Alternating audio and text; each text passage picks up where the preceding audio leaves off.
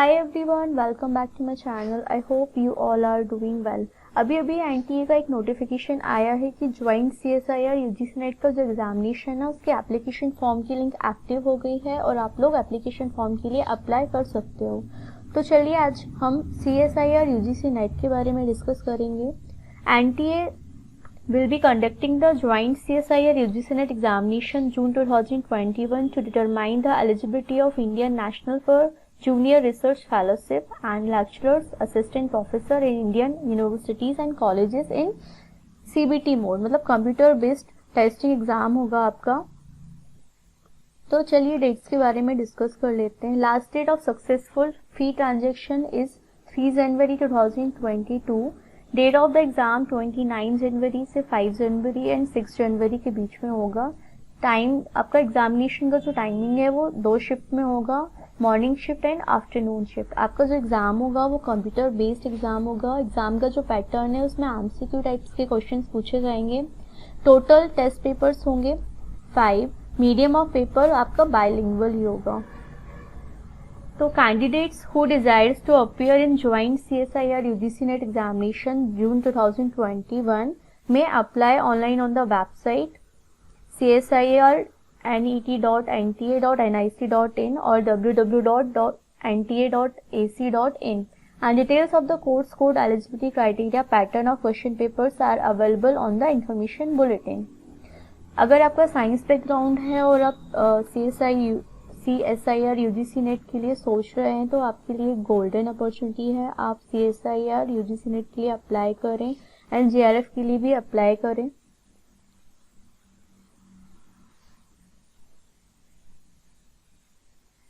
तो चलिए नोटिफिकेशन पढ़ लेते हैं।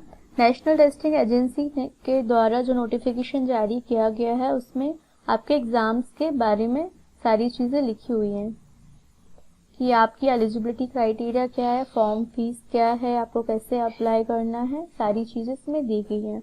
तो online registration and submission of application form की लिंक एक्टिव हो चुकी है। आज से आप अपना एप्लीकेशन फॉर्म फिल कर सकते हैं और एप्लीकेशन फॉर्म फिल करने की लास्ट डेट है 3 जनवरी। फीस के बारे में डिस्कस कर लेते हैं। जनरल एंड EWS कैटेगरी के जो लोग हैं उनकी फीस है 1000 रुपीज़, OBC NCL की फीस है 500 rupees, SC ST 250 rupees and जो थर्ड जेंडर कैटेगरी के लोग हैं उनकी फीस है 250 रुपीज़। PWD कैंडिडेट्स के लिए फीस चार्ज नहीं की जाएगी। आप अपना एप्लीकेशन फॉर्म भरने के बाद एप्लीकेशन फॉर्म की payment net banking, debit card, credit card, UPI या वैलेट से कर सकते हैं। Services charges for the concert bank payment gateway banks या सर्वर्स के ऊपर डिपेंड करेंगे। एप्लीकेशन फ़ी पे करने के पहले आप लोग को एडवाइस किया जाता है कि आप इंस्ट्रक्शंस को केयरफुली रीड करें, उसी के बाद सबमिट करें। तो ये कुछ इम्पोर्टेंट डेट्स थी, फीस थी, एग्ज़ाम का पैटर्न था और एग्ज़ाम की टाइमिंग थी। नोटिफिकेशन में आप देख सकते हो कि आपका एलिजिबिलिटी क्राइटेरिया मैच हो रहा है कि नहीं, आपने जो UG PG की डिग्री ली है वो क्राइटेरिया के अंदर आ रही है कि नहीं। ये सारी चीज़ें इंस्ट्रक्शंस पढ़ने के बाद आपको एप्लीकेशन फॉर्म के लिए अप्लाई करना है। तो स्टेप्स क्या है अप्लाई ऑनलाइन करने के लिए? Step number 1, apply for online registration using unique Gmail ID and mobile number. Second, fill in the online application form and note down the system generated application number. Third, upload scanned photograph like your photograph, signed photograph and your documents photograph. Then आपको अपने application form का preview देखना है। Then आपको fees पे करके submit करके print out निकालना है। अगर आप फर्स्ट टाइम अप्लाई कर रहे हैं तो आपको सबसे पहले रजिस्ट्रेशन करना होगा, उसके बाद एप्लीकेशन फॉर्म के लिए आप अप्लाई कर सकते हैं। कुछ कोरोना गाइडलाइंस दी हुई हैं यहाँ पर। तो आप लोगों के मन में ये क्वेश्चन होगा कि नेशनल टेस्टिंग एजेंसी क्या है। नेशनल टेस्टिंग एजेंसी के बारे में डिस्कस कर लेते हैं। The ministry of human resource development which is known as ministry of education government of India has established the national testing agency as an independent autonomous and self sustained premier testing organisation under the society registration act for conducting efficient, transparent and international standard tests in order to assess the competency of candidates for admission to premium higher education institute, मतलब basically एक testing agency है जो बहुत सारे exams conduct करवाती है। CSIR UGC fellowship क्या होती है जिसके लिए आप अप्लाई कर रहे हो? The council of scientific and industrial research has entrusted and responsibility of conducting joint CSIR UGC NET in CBT motto NTA। तो इन्होंने क्या है, NTA को रिस्पॉन्सिबिलिटी दे दी कि आपको एग्जाम कंडक्ट कराना है। तो basically exam junior research fellowship and lectureship के लिए होता है। अगर आपका रिजल्ट अच्छा आया, क्राइटेरिया से बिलोंग करता है, कट ऑफ लेवल के हिसाब से, तो आप असिस्टेंट प्रोफेसर के लिए एलिजिबल हो जाते हैं कॉलेजेस में, एंड जूनियर रिसर्च फेलोशिप के लिए भी एलिजिबल हो जाते हैं। तो इसके लिए मिनिमम एलिजिबिलिटी क्राइटेरिया क्या है? आपकी जो पीजी की डिग्री है उसमें एटलीस्ट मिनिमम 55% आपका उसका स्कोर होना चाहिए। अगर आप JRF क्वालिफाई करते हैं तो आपको कुछ स्टाइपेंड मिलता है। फर्स्ट 2 इयर्स आपको 31,000 पर मंथ का स्टाइपेंड मिलता है, और बाद के जो 2-3 साल हैं उसमें 20,000 पर मंथ का स्टाइपेंड मिलता है अगर आप JRF के लिए अवार्ड किए जाते हैं तो। Join CSIR UGC NET examination June 2021 की अगर हम बात करें तो ये एग्जाम ड्यू टू कोरोना या कुछ अदर इश्यूज चल रहे थे उसके कारण कंडक्ट नहीं हो पाया था, तो उसकी लिंक अभी एक्टिव हुई है एंड आप अभी से अप्लाई कर सकते हो, और इसका एग्जाम जनवरी में होगा। चलिए तो एसेंशियल क्वालिफिकेशन के बारे में डिस्कस कर लेते हैं।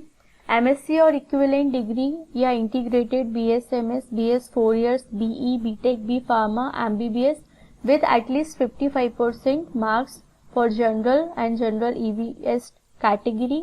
OBC कैटेगरी के लिए 50% मार्क्स चाहिए, SC ST के लिए भी 50% मार्क्स चाहिए, third gender and person with disability के लिए भी 50% मार्क्स चाहिए। मतलब बेसिक एसेंशियल क्वालिफिकेशन क्या है कि आपने जो पीजी की डिग्री ले रखी है उसमें आपने या तो MSc किया होगा, MTech किया होगा, M Pharma या MBBS की पीजी डिग्री की होगी, तो उसकी डिग्री में आपके एटलीस्ट 55% होना चाहिए, तभी आप एप्लीकेशन फॉर्म के लिए एलिजिबल हैं। Candidates enrolled for MSc or having completed 10 + 2 + 3 years of above qualification। अगर आपने MSc किया हुआ है तो 10th + 12th + 3 years का ग्रेजुएशन डिप्लोमा सीक्वेंस में आपकी डिग्री होनी चाहिए। अगर आपने BSc ऑनर्स किया हुआ है उसके बाद आपने PG किया हुआ है तब भी आपको 55% मार्क्स होने चाहिए आपकी डिग्री में। अगर आपने BE BTech B Pharma MBBS किया हुआ है तो आप भी फेलोशिप के लिए अप्लाई कर सकते हैं। These candidates will not be eligible for lecturership and assistant professor।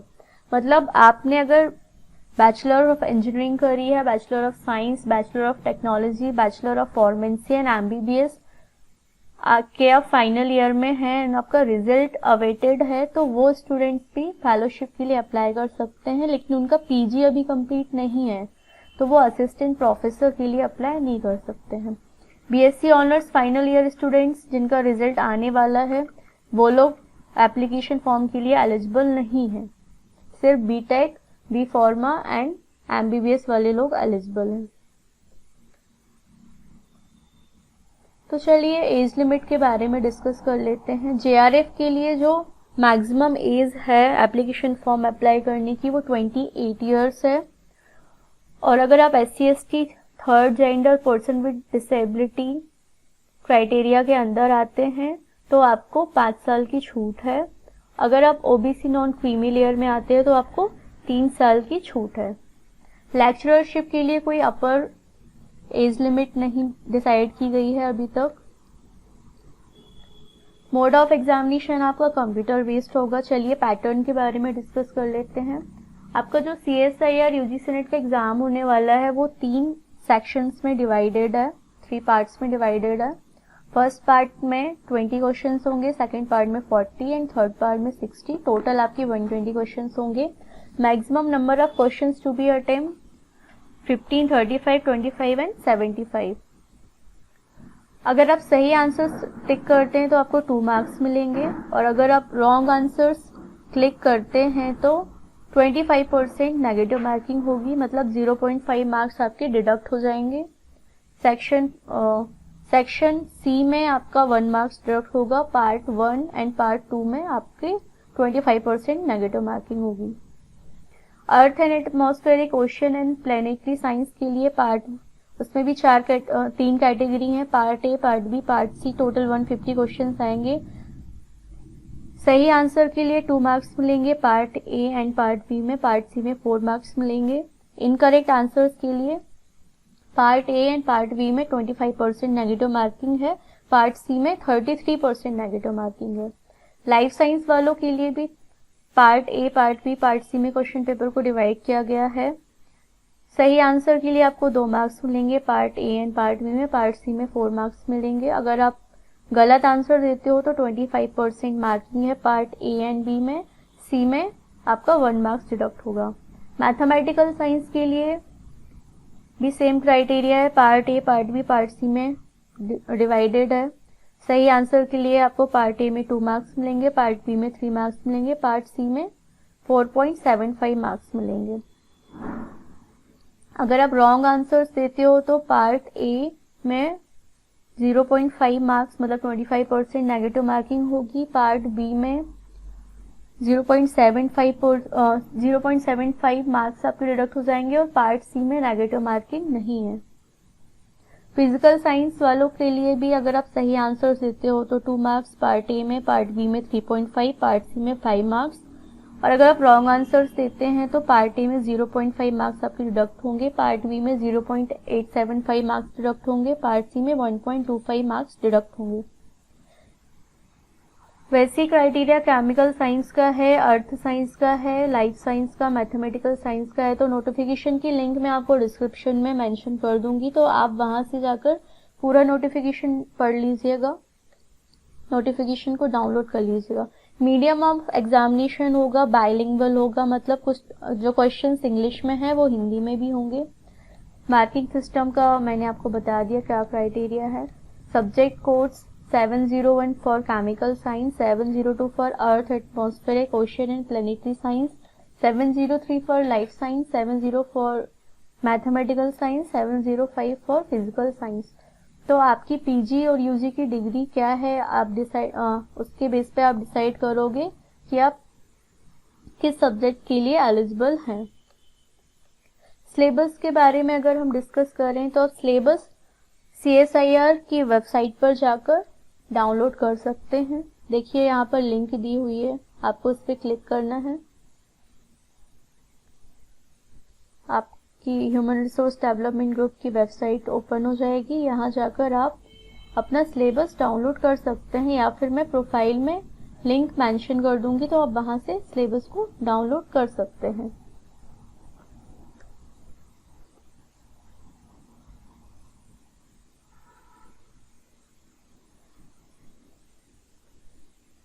तो ये सब कुछ जनरल इंस्ट्रक्शंस थे जिनके बारे में मैंने आपसे डिस्कस किया। अगर आपको कोई भी डाउट होता है तो आप कमेंट सेक्शन में मुझसे पूछ सकते हैं।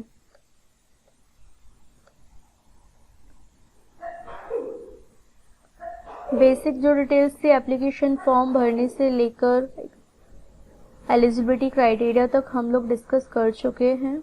JRF के लिए अगर आप अवॉर्डेड हैं तो उसके लिए जो स्टाइपेंड मिलता है वो भी हम डिस्कस कर चुके हैं। उसके बाद आपको एप्लीकेशन फॉर्म भर के एप्लीकेशन फीस आपको सबमिट करनी है। उसके बाद आपको एग्जामिनेशन सेंटर चूज करना है। चलिए डिस्कस कर लेते हैं। अगर आप OBC या SC ST कैटेगरी में आते हैं तो आपके पास सारे डॉक्यूमेंट्स होना चाहिए, लाइक आपका कास्ट सर्टिफिकेट और आपकी जो UG PG की डिग्री है या लास्ट सेमेस्टर की मार्कशीट है वो भी अवेलेबल होना चाहिए।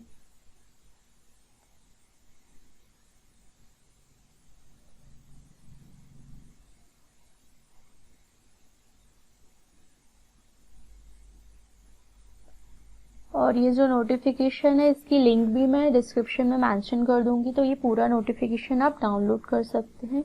आई होप आपको मेरा एक्सप्लेनेशन पार्ट अच्छा लगा होगा।